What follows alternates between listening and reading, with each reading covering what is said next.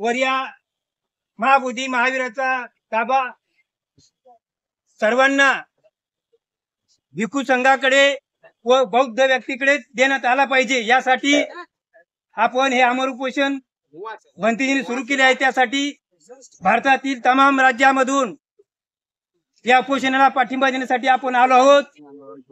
म्हणून आपण एक घोषणा देऊन हा परिसर दणाणून टाकायचा आहे। महाबोधी महाविहार मुक्त झालेच पाहिजे। महाविहार महाबोधी विहार मुक्त झालेच पाहिजे। महाबोधी महाविहार मुक्त झालेच पाहिजे।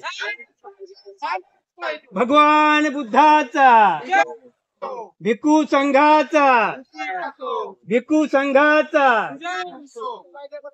डॉक्टर बाबासाहेब आंबेडकर या महामानवांना अभिवादन करून आज या ठिकाणी मला खूप आनंद होतोय की बऱ्याच वर्षापासून चाललेला हा लढा त्याला काही लोकांनी छोटा केला होता, पण या ठिकाणी माननीय खरात साहेब यांचं खरं तर ते एका संघटनेत होते, आम्ही एका संघटनेत होतो, आमचे आधी वैचारिक वाद होते, परंतु काही वर्षापासून हे सातत्याने बुद्ध धम्माचा अतिशय सखोल अभ्यास आणि महत्व पटवून देत आहे। बुद्धिझमचं आहे ते अतिशय महत्व इतिहास लोकांसमोर आणताय। तेव्हापासून आम्ही सुद्धा त्यांच्या या सगळ्या अभ्यासामुळे आकर्षित होत आहोत आणि आज मागच्या काही दिवसापासून त्यांनी जो बौद्ध गया मुक्तीचा लढा उभारलाय तो अतिशय आम्हाला स्फूर्तिपद असा वाटलेला आहे। आणि म्हणून खास करून मुंबईवरून आम्ही रजा टाकून अशा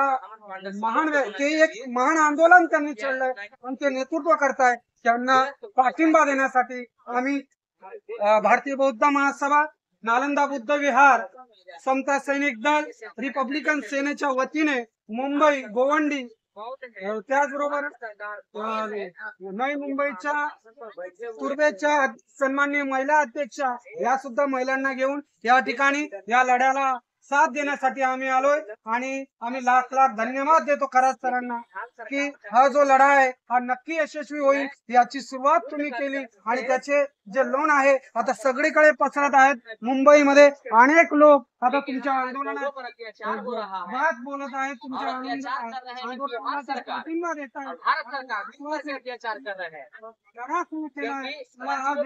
या ठिकाणी आपल्याला प्रतिसाद देत नसले, पण तुम्ही जी सुरुवात केली त्याची दखल मात्र आता संपूर्ण लोक विश्वामध्ये घेतली जात आहेत आणि आमच्यासारखे सामान्य कार्यकर्त्या सोबतच अनेक लोक या ठिकाणी तुमच्या या नेतृत्वाचं स्वागत करत आहेत। आणि जे महाबोधी बुद्ध विहार आहे हे आता मुक्त झाल्याशिवाय राहणार नाही अशीच संकल्पना सर्व आंबेडकर अनुयायांनी आणि भीमसैनिकांनी करून माननीय खरात साहेबांना साथ द्यावी असं मी आपल्या सर्वांच्या वतीने अपील करतो।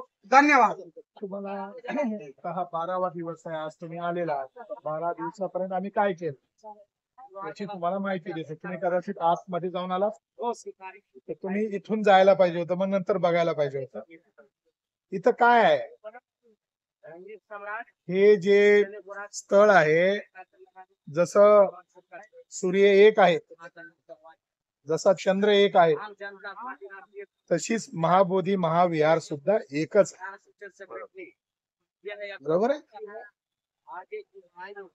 तर सगळ्या जगाचे लोक इथं काय येतात, धरती तर खूप मोठी आहे, परंतु धरतीच्या ह्या कोण्यामध्ये महाबोधी महाविहारा त्याला इथं बोधी वृक्ष ज्याला म्हणतो पिंपळ वृक्ष होता, त्या बोधी वृक्षाखाली शाक्यमुनी बुद्धाला ते ज्ञान गवसलं, धम्माचा शोध झाला।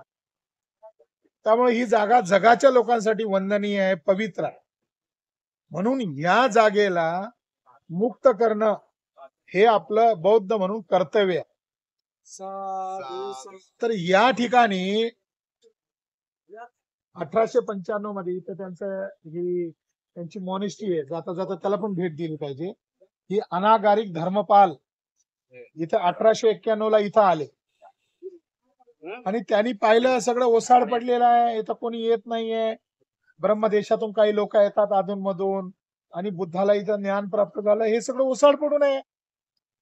मग ते अमेरिकेत गेले, आणि अमेरिकेतल्या जगातल्या सगळ्या बौद्धांना अमेरिकेत गोळा केलं आणि तिथून त्यांनी घोषणा केली की बुद्धाला जिथं ज्ञान प्राप्त झालं ते स्थळ धोक्यात आहे, हे सांगायला मी आलोय. तुम्हा आम्हाला काय माहिती आहे की जी धर्म परिषद झाली शिकागोला, ती धर्म परिषदेचा नायक हा अनागरिक धर्मपाल आहे. पण भारतातल्या ब्राह्मणांनी कोणाला नायक केलं? विवेकानंदाला. बरोबर. खरा नायक कोण आहे? अनागरिक धर्मपाल आहे. पण ब्राह्मणाने काय केलं? खोट्याला हिरो करून टाकलं. मग ते जपानला येताना टोकियोला गेले आणि मग जपानच्या लोकांना ही गोष्ट सांगितली. तर ब्रिटिश लोकांचं जगभर राज्य होतं. मग त्यांच्यासोबत त्यांनी समझोता केला की तुम्हाला आम्ही मूर्ती देतो आणि त्याचा जो दुसरा मजला आहे, तर खाली मूर्ती ठेवली की हे खराब करतात, तर वरच्या मजल्यावर ठेवा महाविहाराच्या, म्हणजे सुरक्षित राहील. अशी आम्ही एक मूर्ती तुम्हाला भेट देतो आणि त्याच्या बाजूला आम्ही एक पत्र लिहून देतो जपान देशाद्वारे. तर तशी मूर्ती ते आणली. कलकत्त्याच्या व्हाईसरायला त्यांनी पत्र लिहिलं, मला अनुमती द्या. त्यांची आई आणि 40 लोक आले श्रीलंकेचे आणि त्यांनी मूर्ती ठेवली. हे ऐकून बाजूला असलेला जो महंत ब्राह्मण होता महेंद्रगीर, तो धावत पळत आला, 40 खूप लोकांना घेऊन आला आणि अनागारिक धर्मपालच्या डोक्यावर काठी मारली, दगड मारले आणि बुद्धाची मूर्ती फेकून दिली आणि जी आपल्या पूजेची सामग्री होती ती सुद्धा फेकून दिली. इथं इंग्रजांचं राज्य असल्यामुळे त्यांनी FIR दर्ज केला आणि 1895 मध्ये अनागारिक धर्मपालची एक कोर्ट केस चालली. त्या कोर्ट केस मध्ये हा महंत हारला, त्याला 1 महिन्याची सजा झाली आणि त्यावेळी 100 रुपये दंड झाला. आणि हे सिद्ध झालं हे बौद्धांचं स्थळ आहे, इथे ब्राह्मणांचं काय काम आहे. परंतु ब्राह्मण कसे जुमानणार? तर त्याने काय केलंय, निकाल लागल्यानंतर ब्राह्मणांनी योजना करून मग इथे बुद्धाच्या कपड्याला बुद्धाच्या मूर्त्याला शेंदूर फासणे, कपड्याने गुंडाळणे आणि मग बावळट लोकांना बोलून इथं शिव मंदिर आहे, इथे 5 पांडव आहे, अशा गोष्टी सांगायला सुरुवात केल्या. म्हणजे प्रतिक्रियेतून हे सुद्धा सांगायला सुरुवात केलं की बुद्ध हा विष्णूचा अवतार आहे आणि तो आमचाच आहे. तर ही लढाई पूर्वी होती.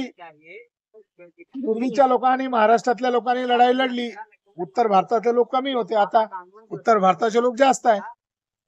बुद्धाची जी मुख्य मूर्ती आहे मंदिरामध्ये, त्याच्या पायथ्याशी एक छोटा स्तूप होता.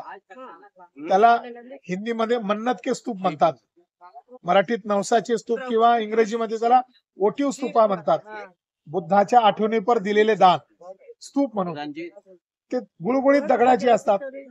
त्या ब्राह्मणाने काय केलं, त्याला घासलं आणि त्याला काय केलं, शिवलिंग बनवलं. पुढे बनवलं, बुद्ध जिथं बसलेले आहे त्याच्या बिलकुल समोर खाली पायथ्याशी.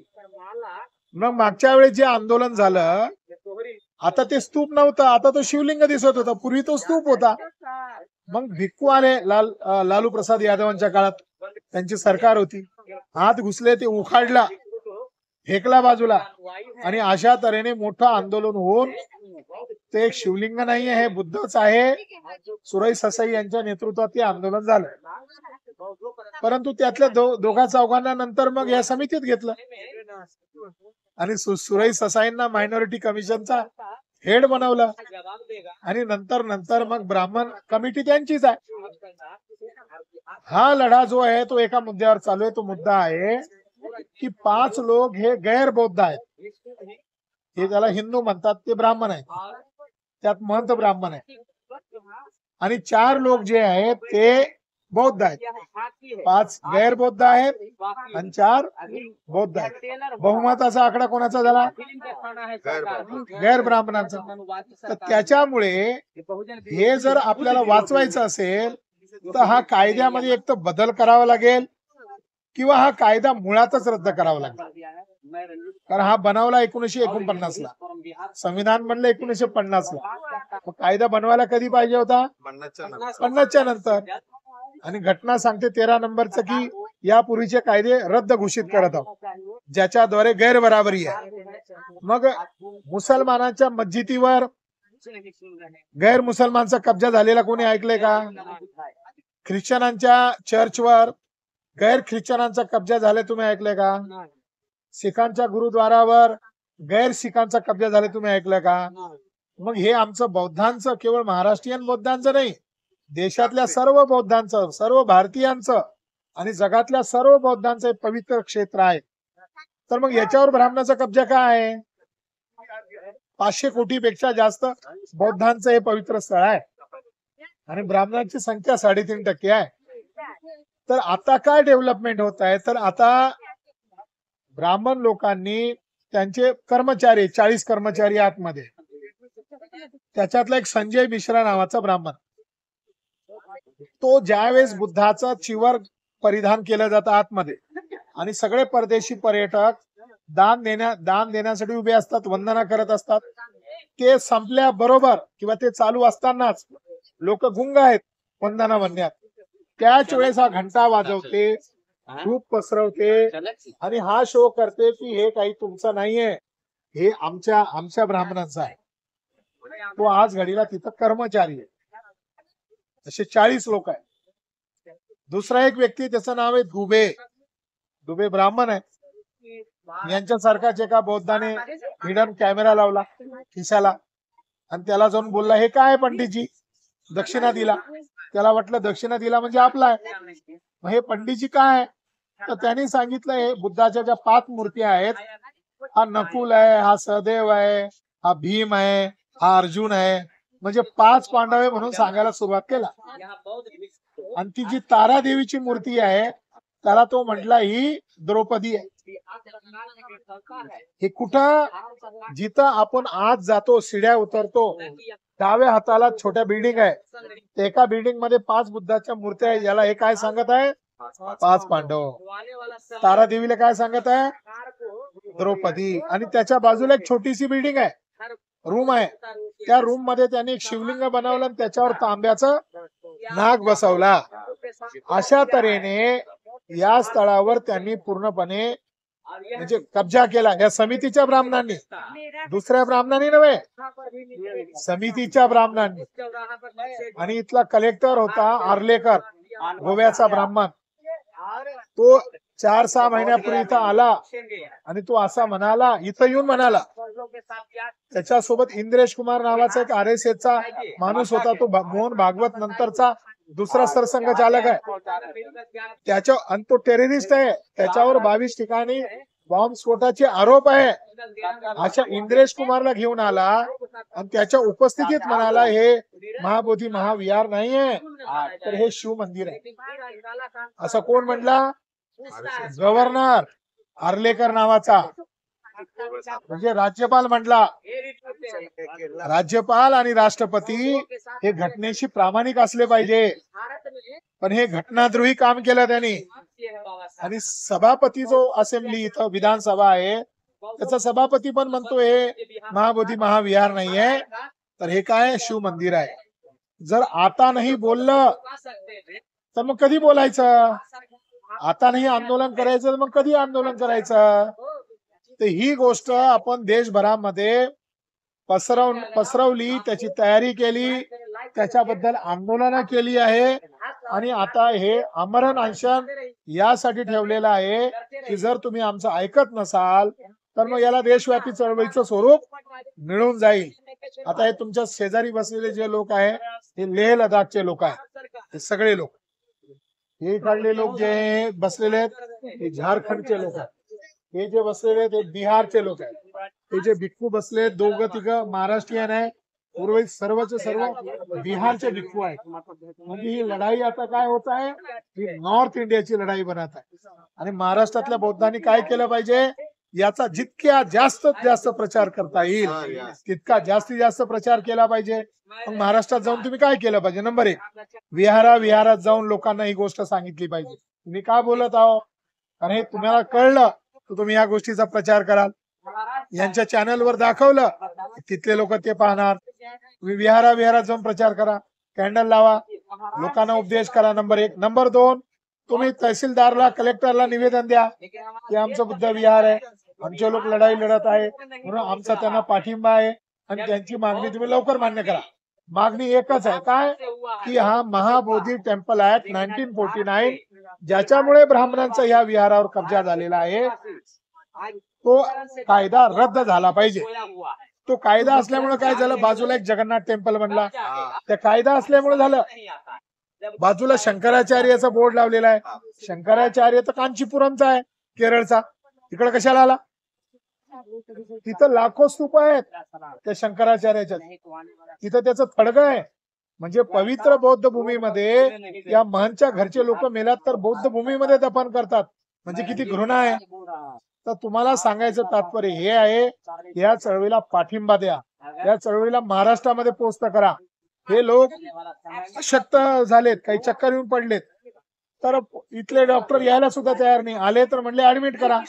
हे लोक इथले बिहारचे असल्यामुळे यांना ब्राह्मणाचं चरित्र माहिती आहे, ते म्हणले आम्हाला ऍडमिट करून मारून टाकतील, त्याच्यापेक्षा इथंच नेलेलं बरं आहे. मग प्रायव्हेट डॉक्टरला आणून त्यांची आम्ही ट्रीटमेंट केली, जगले पण पाहिजे.